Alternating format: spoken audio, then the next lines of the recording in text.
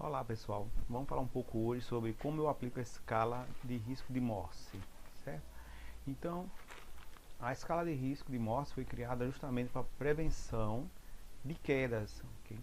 E nós temos aí itens a serem avaliados como histórico de quedas, diagnóstico secundário, auxílio na deambulação, terapia endovenosa, marcha e estado mental. É importante salientar que essa escala ela vai prevenir em relação a tipos de quedas. É o que há mais confusão em relação a quem avalia. Por exemplo, nós temos em relação a quedas acidentais, ou com fatores externos, pessoa acontecendo, aquele cliente que não tem risco de queda.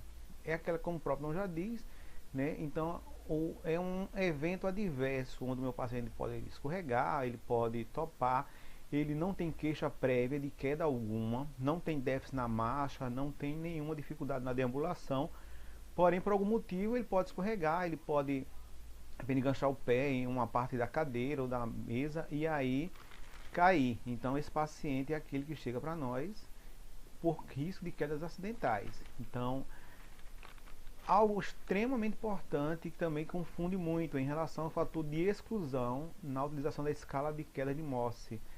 Esses são aqueles clientes com impossibilidade funcional de cair, ou seja, aqueles que precisam de auxílio para fazer algo, né?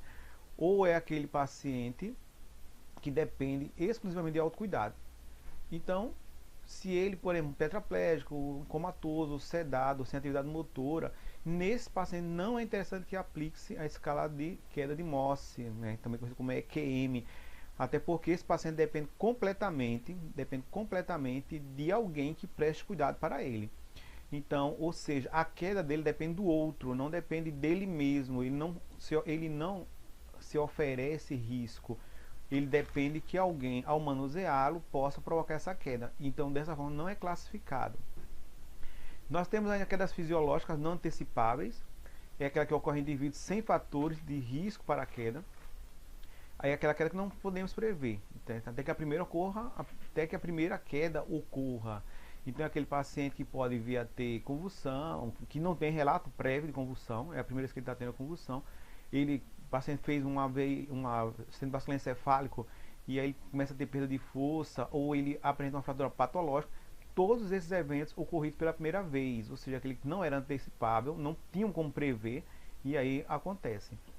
Essas aí ocorrem em torno, nós podemos prevenir em torno de 80% do total das quedas. Eu ainda tenho fisiológicas antecipáveis, essa aí é onde nós temos um foco bem maior e podemos antecipar sim, né, o nosso cuidado para minimizar essas quedas. Ocorre indivíduo com alteração fisiológica que apresenta um risco, né? Esse tipo de queda constitui quase 80% do total e são as potencialmente preveníveis com a utilização da escala de Morse. Certo? Essas sim são aquelas preveníveis, onde nós vamos ter nosso foco maior na nossa prevenção para esse nosso paciente. Tá? A predição, para vocês terem ideia de queda, né, as quedas fisiológicas antecipadas, eu tenho em torno de 78, 80%, alguns autores trazem até com 80%, eu posso minimizar essa queda a partir do momento que eu faço a escala e tenho todos esses cuidados. Queda fisiológica antecipadas em torno de 8 e as quedas acidentais em torno de 14. Então, se eu tenho, por exemplo, questão do piso escorregadio, um piso mal adequado, água pelo chão, né, então isso pode provocar queda desse paciente que poderia ser antecipado. A questão do convulsão, desmaio, hipotensão postural, né, os pacientes, se ele faz uso de algum hipotensor, se faz uso de algum ansiolítico, algum benzodiazepínico, é interessante também que tenhamos esse cuidado para que ele entre nessa situação, as quedas fisiológicas não antecipadas. E acredito pela escala, né, em torno de 80, como nós falamos. Princípios, temos alguns princípios básicos nessa utilização. A primeira coisa deles deve ser vista como um todo e preenchida na sua totalidade, sempre, tá? A escala deve ser aplicada a todos os clientes com mais de 18 anos.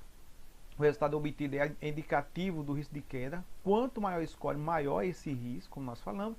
E, ou seja, entram aí, quanto maior, eles entrariam no nosso risco prevenível, né? Considera-se risco de queda quanto ao resultado obtido através da aplicação da escala, que é igual ou superior a 45 pontos. O paciente deve ser identificado sempre que ele apresentar de risco médio a alto. Então, ou seja, a partir do momento que ele pontuou acima de 25 pontos, nós podemos identificá-lo para que sirva de alerta para a equipe, né, que ele é um paciente mais susceptível a ter quedas.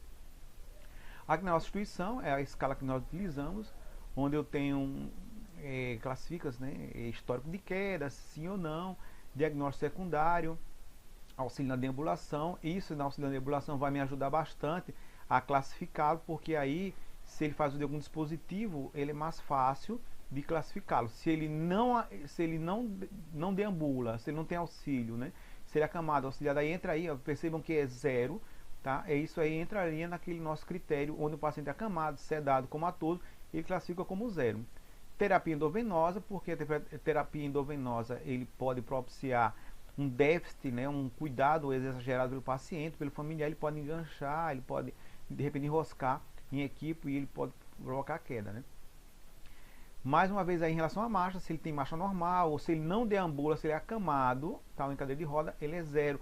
Ou seja, se ele é normal, ele pode correr uma queda acidental. Se ele não deambula de forma alguma, o risco que ele corre é na prestação do cuidado do outro, não depende dele. Se ele é acamado, é cadeirante, isso não independe, então ele classifica como 0, tá? Aí eu tenho fraco, comprometida, o estado mental, se ele é orientado, capaz quanto à sua capacidade, também é 0. Se ele superestima a capacitação, esquece de limitações, vale 15. Por que isso? Porque às vezes paciente, principalmente o idoso, né, com um déficit cognitivo, e aí começa a acreditar que ele consegue fazer algo que ele fazia antes, só que agora ele tem limitações e ele não percebe isso, tá? Então, a nível institucional, a avaliação do risco através da escala de queda de morte deve ser efetuada no momento da admissão, tá? Isso aí também pode ser a partir do momento que o meu paciente sofre alguma alteração em seu quadro clínico durante a internação, eu também posso modificar esses scores dele. Então esse é o recadinho, tá? Então aí, ó, tudo isso em nome do nosso paciente seguro, ok? Tchau.